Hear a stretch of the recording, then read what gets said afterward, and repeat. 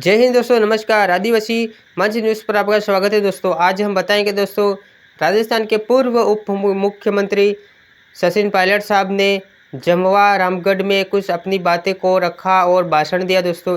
उन भाषण के दौरान उन्होंने कहा कि हमारी सरकार ने गरीब, अन्य पिछड़ा वर्ग, आदिवासी, अन्य सभी समाजों के लिए अच्छा काम किया है और आगे करेंगे। इस तरह से उन्होंने अपना भाषण दिया और दोस्तों आदिवासियों के लिए बहुत बड़ी बात बोली और कहा। वहाँ पर क्या कहा वो भी सुनिए एक बार। और वीडियो अच्छा लगा तो लाइक ज़रूर करिएगा और चैनल को सब्सक्राइब ज़रूर कर ले ताकि ऐसे वीडियो आप तक हम जल्दी पहुँचा सके दोस्तों। तो सुनिए एक बार सचिन पायलट साहब ने क्या कहा।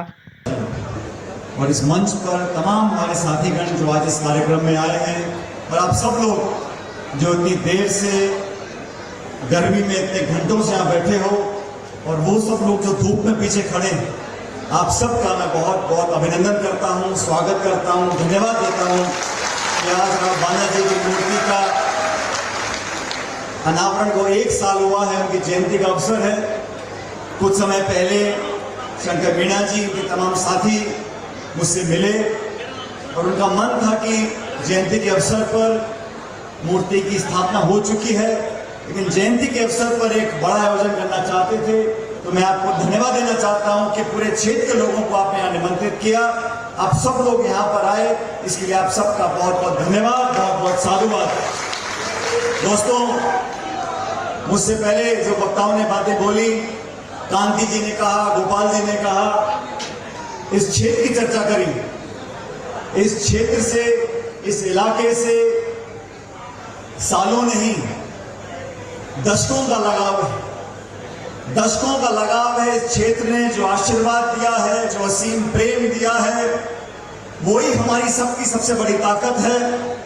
इस इलाके से आप सब ने हर मौके पर आगे बढ़कर 36 कौम के लोगों ने समर्थन दिया है, सहयोग दिया है। सबसे पहले तो मैं आप सब लोगों का बहुत बहुत धन्यवाद करता हूं, अपने आशीर्वाद का, आपके सहयोग का, आपके समर्थन का। जिस रोड की बात कर रहे हैं, मनोहरपुर से दौसा, ये 60 किलोमीटर की रोड थी। राष्ट्रीय राजमार्ग 11, फिर 11A, फिर 11A एक्सटेंशन। और मैं समझता हूं इस रोड के निर्माण के बाद इस क्षेत्र में तमाम संभावनाएं बन गई हैं विकास की, प्रगति की। और मैं देखता हूं कि क्षेत्र में अब खुशहाली का माहौल है। और जब सड़क बनती है इतनी बड़ी, जब 2 क्षेत्र जुड़ते हैं तो आसपास के पूरे इलाके को लाभ होता है। इसमें कोई एक जाति, एक धर्म, एक समाज, एक बिरादरी की बात नहीं है। किसी एक पार्टी की विचारधारा वाले लोग सड़क पे चलते, ऐसा नहीं। सबके लिए विकास होता है और यही बड़ी सोच लेकर लोगों को समाज में काम करना चाहिए, राजनीति में काम करना चाहिए। सोच व्यापक हो, लोगों को साथ लेकर चलने की हो, लोगों को जोड़ने की हो। आजकल तमाम नेता तोड़ने की बात करते हैं, विवाद पैदा करने की बात करते हैं। समाजों को, जातियों को, अलग अलग धर्म के लोगों को, अलग अलग प्रांत के लोगों को, यहाँ तक कि गोत्रों पे बाना जी के जयंती के अवसर पर हमें अपने इतिहास को भी याद करना है, लेकिन भविष्य की चिंता भी करनी है। भविष्य बेहतर कब बनेगा? जब हमारे बच्चे पोते पढ़ेंगे, लिखेंगे, अपने पैरों पर खड़े होंगे, संपन्न होंगे, साधन उनको मिलेंगे, नौकरियां उनको मिलेगी, जीवन उनका बेहतर होगा। समाज में जो कमियां हैं, कुरीतियां हैं, उनको दूर करने का एकमात्र इलाज है हम शिक्षित हों, पढ़ें लिखें और साधन संपन्न बने। ये कोई राजनीतिक मंच नहीं है कि मैं आप लोगों से 2-3 सवाल जरूर पूछना चाहता हूं। आज चाहे हमारा आदिवासी समाज हो, चाहे दलित समाज हो, बार बार सड़कों पे क्यों आना पड़ता है? बार बार भारत बंद क्यों करना पड़ता है? बार बार आंदोलन क्यों करना पड़ता है? हक और अधिकार जो अम्बेडकर साहब ने संविधान में लिखे थे, आज उनको कौन लोग चुनौतियां दे रहे हैं? आज वो कौन लोग हैं जिनके साए से आदिवासी दलित समाज के अंदर घबराहट पैदा होती है? हम लोग भी सरकार में रहे, मनमोहन सिंह जी 10 साल प्रधानमंत्री रहे, मैं उनके सरकार में मंत्री रहा। मैं आप लोगों से पूछना चाहता हूं, जब कांग्रेस की सरकार दिल्ली में थी, मनमोहन सिंह जी प्रधानमंत्री थे, कभी आदिवासी समाज को लगा कि हमारे अधिकार छीन सकते हैं? कभी किसी को लगा कि संविधान में संशोधन कर सकते हैं?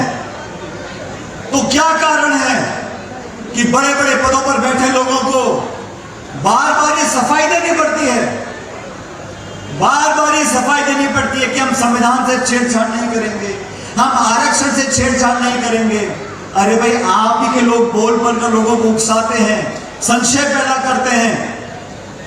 इसलिए मैं आप लोगों से कहना चाहता हूं, हम सब लोग जो राजनीति में काम करते हैं, हो सकता है हमारी अलग अलग सोच हो, अलग अलग विचारधारा हो, लेकिन हम सबका दायित्व है इस देश में सबसे बड़ा ग्रंथ अगर राहुल गांधी जी का, उन्होंने संविधान को सुरक्षित रखने का, संविधान की मूल भावनाओं को सुरक्षित रखने का, संविधान के असली मूल को जनता तक पहुंचाने का जो संकल्प लिया है, उससे पूरे देश में आज एक नई उमंग दौड़ी है। एक नई सरकार का गठन दिल्ली में हुआ है। राजनीति में हार जीत होती रहती है, लेकिन इन 10 सालों में जब से सरकार दिल्ली में बैठी है, हमारा जो किसान वर्ग है, जो वंचित वर्ग है, जो दबा कुचला पिछड़ा दलित आदिवासी वर्ग है, वो अपने आप को आज ठगा हुआ महसूस क्यों करता है? बार बार लोगों के जहन में सवाल क्यों आता है कि अगर 400 पार हो जाते तो न जाने क्या करते? धन्य है इस देश की जनता जिन्होंने लोकतंत्र को जिंदा रखते हुए एक ऐसी त्रिशंकु लोकसभा दी है जहां किसी दल को बहुमत नहीं मिला है। ये गलतफहमी नहीं पालनी चाहिए, किसी दल को बहुमत नहीं मिला, एक मिली जुली सरकार बनी है, दो बैसाखियों को लेकर सरकार आगे चल रही है। और उसका परिणाम यह है कि दिल्ली की संसद में जहां मुरारी जी और हरीश मीणा जी बैठते हैं, आपके आशीर्वाद से, और मुझे कहते हुए बड़ा फक्र है, मैं धन्यवाद देना चाहता हूं आप सब लोगों का, चाहे धौलपुर हो, चाहे भरतपुर हो, चाहे दौसा हो, चाहे टोंक हो, सब जगह प्रचंड बहुमत के साथ कांग्रेस पार्टी के हमारे सांसद जीतकर गए हैं। यहाँ मेरा छोटा भाई अनिल चोपड़ा बैठा हुआ है, आप लोगों ने कसर कोई नहीं छोड़ी, पूरा मीटर खींचा था, 18-20 हजार से जीत कर गए रामगढ़ से, लेकिन साजिशपूर्ण तरीके से उनको संसद में जाने से रोका गया। लेकिन अनिल जी, आप नौजवान हो, आप हिम्मत रखो, संघर्ष करो, जब जनता मौका देगी तो छप्पर फाड़ के देगी, फिर को रोकने वाला नहीं होगा।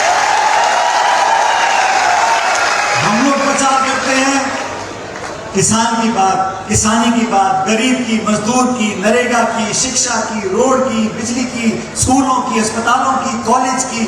देश को विकास करना है, देश को जोड़कर रखना है, चाहे महात्मा गांधी हो, चाहे राजीव गांधी हो, इंदिरा गांधी हो। हम लोग क्या बातें क्या करते थे?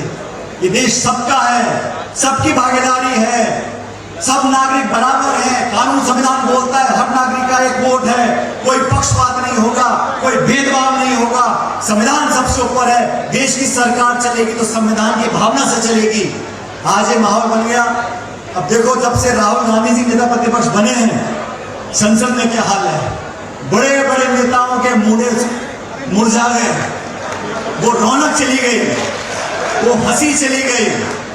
और जो बिल लेके आते हैं, पहले कहा लेटरल एंट्री करेंगे, जो आईएएस के अधिकारी हैं उनकी भर्ती सीधा करेंगे, मतलब वहां पर भी वो जो दलित, पिछड़ा, आदिवासी, गरीब पक्ष के लोग हैं, उनके बच्चों को रोकना चाहते थे।